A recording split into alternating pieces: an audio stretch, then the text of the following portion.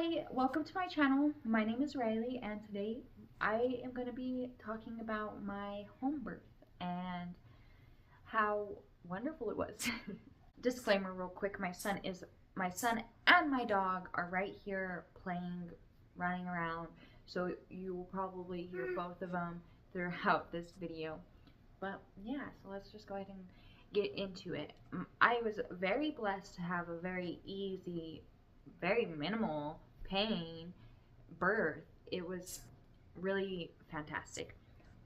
Also, I do have notes right here to keep me on track. So for about 3 days leading up, 2 days leading up to the third day that I actually went into labor, I had what is called prodromal or false labor, which is where you start and then stop and your body really doesn't progress, and it's just not very fun because you get your hopes up and for nothing.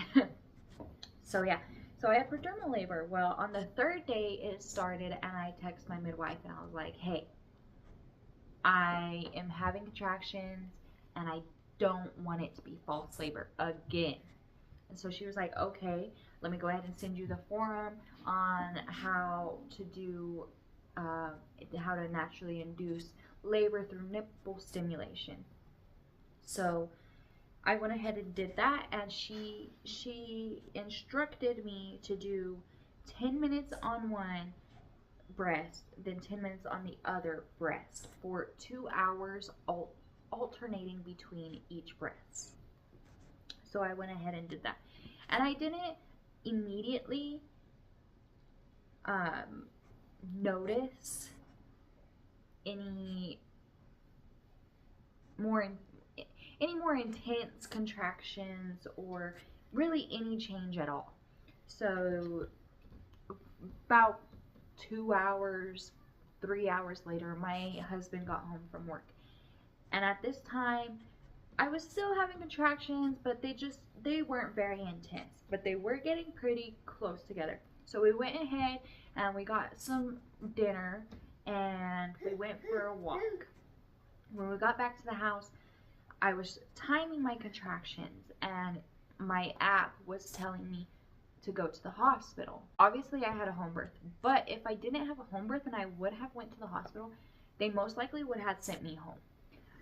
My contractions were not intense at all.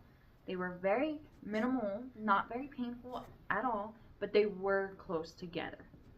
So I went ahead and I let my midwife know that they were close together. You know, all you hear is when they are close together and they last a certain amount of time, right? So I didn't know that the intensity really mattered. So she checked my cervix. I told her I did not want to know how far dilated I was because I didn't want to be discouraged. And as she checked my cervix, she also did a membrane sweep. And she went ahead and she let me know. She was like, hey, you know, just rest, take a bath. I'm going to head on home and get some rest myself. She lives about an hour away. So I do exactly that.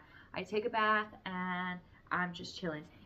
And when I'm in the bath, let me tell you, these contractions went from 0 to 100 in 2 minutes, I swear.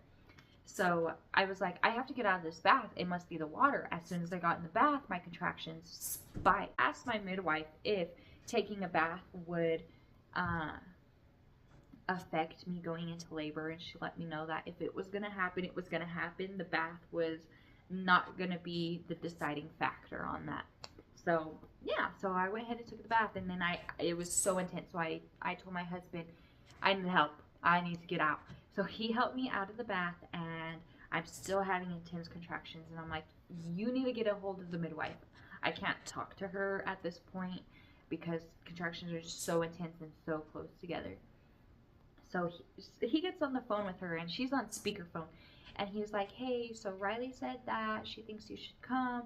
And she's like, okay, well, is she vocalizing? And as she asks if I'm vocalizing, I just like, you know, and she's like, oh, never mind, I'm on my way. So she lives about an hour away, so she, you know, took her an hour to get here. She had just got home whenever my husband had called her. So she drove all the way back, and by the time she got here, I was pretty far into my labor. While we were waiting for her to arrive, I remember laying, like, I was on all fours, resting my head on my birthing ball. And I told my husband, I was like, I know this is not nearly as painful as it's going to get, but it feels like the worst. And little did I know that was the worst. And he later on told me, he was like, whenever you said that you felt like it was the worst, it was the worst, wasn't it? And I was like, yeah. And he said, I knew. He was sitting there. He knew exactly what phase of labor I was in. Like, he knew everything. He was just not telling me. I don't know what was going on in his brain. I don't know why he wasn't saying it. I don't know. But he told me later on that he knew that I was, like, about to give birth, and that he, you know, because he was sitting there researching it. One thing about that man is he's going to research everything.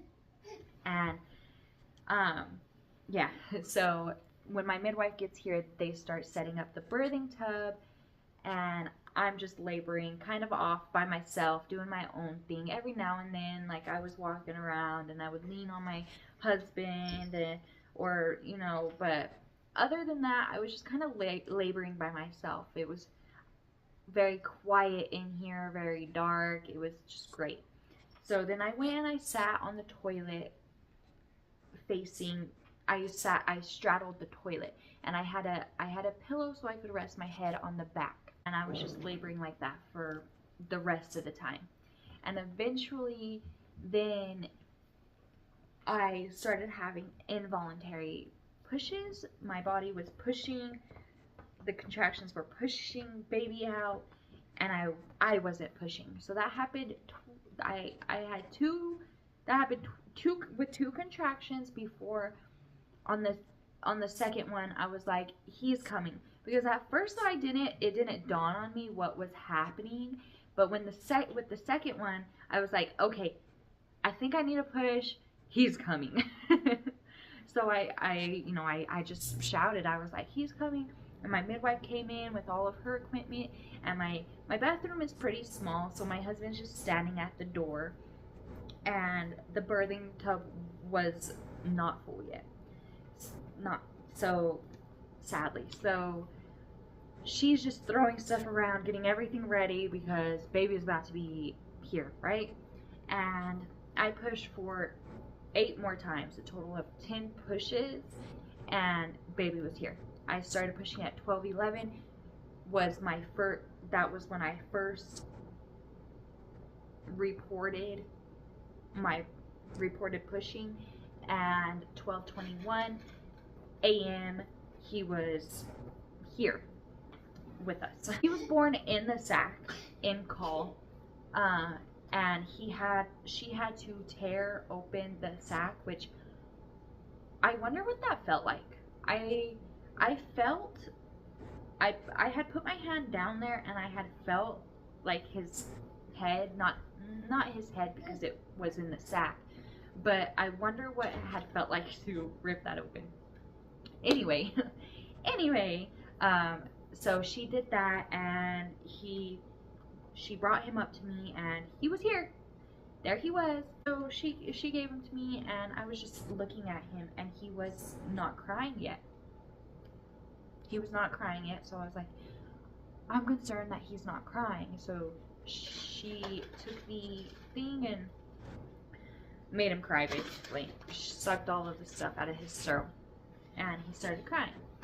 But then I was leaking fluid. I assumed it was the amniotic fluid because I had just given birth and she had just broke the sac, but it was not. It was blood. I was just gushing blood, like just so much. I didn't even know I had that much blood in my body.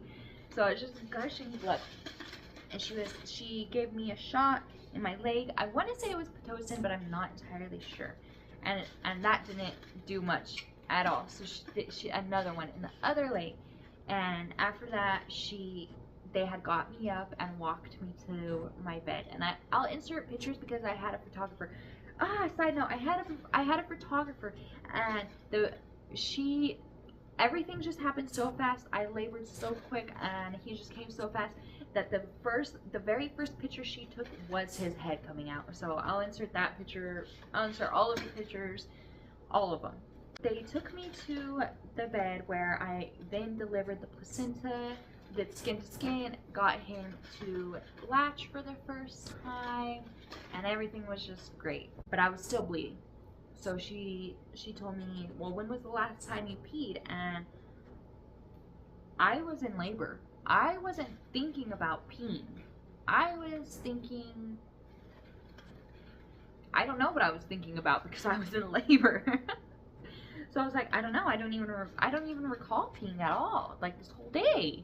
And so she was like, okay, well, you definitely need to empty your bladder, and that's probably the cause of all the blood.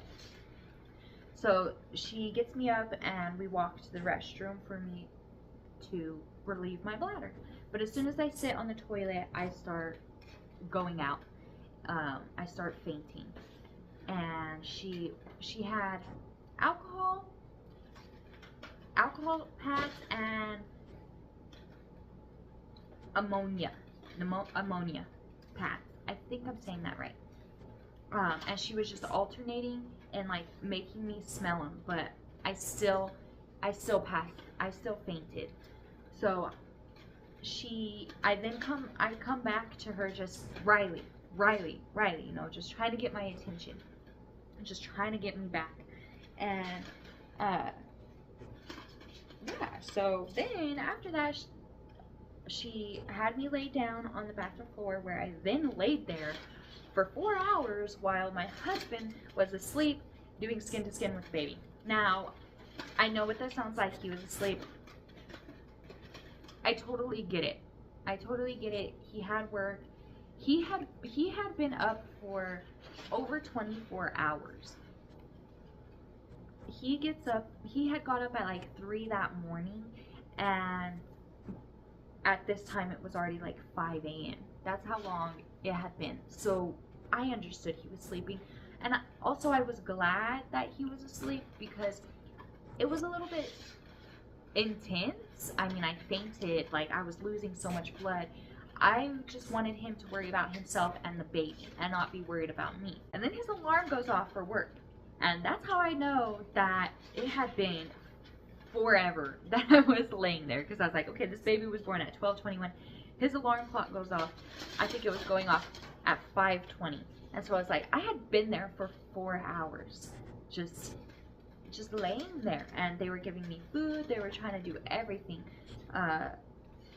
They had an IV with fluid. Like, they were just doing everything. My midwife, and she had an assistant, and they were great. They were just so fantastic.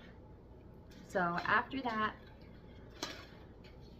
I still had not peed. All of this time had gone by, and I still had not emptied my bladder because I fainted. And then I was too weak to sit on the toilet, and blah, blah, blah. So I told my midwife, I was like, I have to pee. I can't hold it no more. Like, I feel it. My bladder's full. I have to pee. She's like, okay, well, do you feel well enough to sit up on the toilet? And I was like, no, not gonna happen. So she put the, like, hospital pads, like the puppy pads, you know what I'm talking about, under me, filled my peri bottle up with water. She sprayed because I tore, so she sprayed my vagina as I was peeing. And the relief I felt was just amazing. The relief I felt. And that helped so much. I stopped bleeding. You know, I was just able, it was great. I was able to go lay back down in bed with my baby, and they put him on my chest. I nursed a little bit, and then after that, we fell asleep. My midwife was cleaning. My midwife and her assistant were cleaning, doing the laundry. Like, they were just awesome. They did so much stuff for me. Like, my kitchen was dirty before they came because I was in labor. I didn't clean my kitchen. And they cleaned my kitchen for me before they left. Like, they were just so fantastic, so amazing. And then the following day, I had my photographer come, and my midwife came and she checked on me and the baby. We took pictures, and it was just great, very euphoric. Just, I mean, if you had a baby, then you know the feeling that it's just total euphoria, just peace. Just, I'm sorry, my son is playing with the blinds. I'm sorry. I don't even notice because he does it all the time. But that's what you're hearing. He's playing with the blinds. So it was just totally just the best. Having a baby is great, and I can't wait to do it again. And yeah. But that was my story of how my son was brought to this world. My next video is going to be my trying to conceive journey, because that was quite something. So if you're interested in that, then go ahead and subscribe. And I would also love it if you liked this video and you left a comment, because that's always great. Yeah, thank you for watching, and you have a wonderful day.